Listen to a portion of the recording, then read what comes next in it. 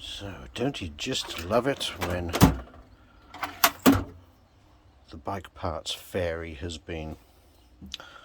So, this is the stuff I bought from Suzuki Performance Spares. So they do their own brand of Vuitton valve guide seals. Now I reckon these are better than the standard Kawasaki for sure, equivalent to APE stuff, racing stuff. I've used these before many times, never had one fail, leak, and they're dead easy to install. You just push them on with your finger because they're nice and soft. Some new inlet rubbers. After I'd found the last ones had split, so there's no way I'm putting split ones back on. They're going in the bin. So there you go. As you can imagine, none of this stuff is cheap. A new rocker cover gasket. Sick of the friggin' thing leaking. So this is a Cometic, expensive, tough as nuts ones, basically, and quite thick. So I'll be able to clamp down quite nicely on that. And then here's my APE stroke Liska idlers, so you can see that they're solid steel, got lightning holes drilled through, bearing pressed in. You just swap them over. So what's the damage?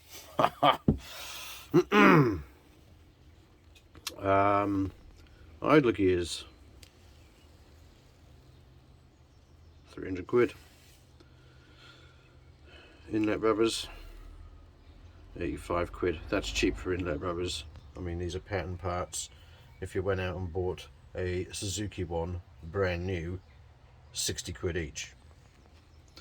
And this is good, why it's to know, it is a good thing to know what fits what. You know, I know that the Suzuki ones fit the Kawasaki and vice versa, and yeah, you can learn a lot through doing this kind of stuff, and a lot of parts are transferable.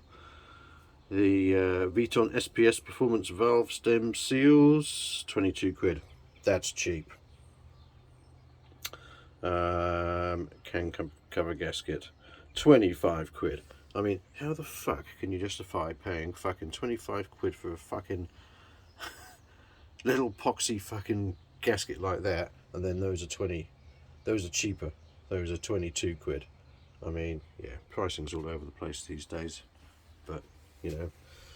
So, new bits to go back in on this head. The head is currently at Hamlin's, having 4 time certs put in for the spark plugs. I did try cleaning up, but they wobbled around like a motherfucker, so the threads were all to hell. This is my oil filter bottom plate, and then that is the spindle that goes to the oil filter. That's the oil filter just come out. I'm just waiting for it to completely drain, and then I'll open it up and I'll check for nasties. Couple of worn O-rings, one off bottom of there, one off there. So these are APE race parts. Like I said, there's not much standard on this bike at all. So these are American Performance Engineering parts, APE, drag racers.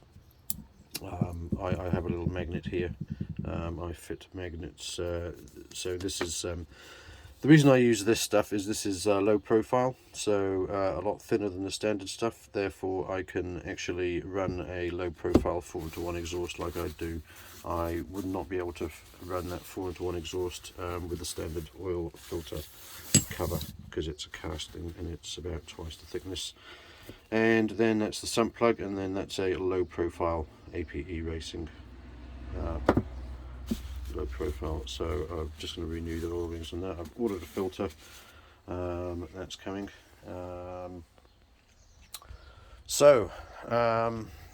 Bike's had a little bit of TLC today, so oil has been drained, sitting there. This is the oil I use.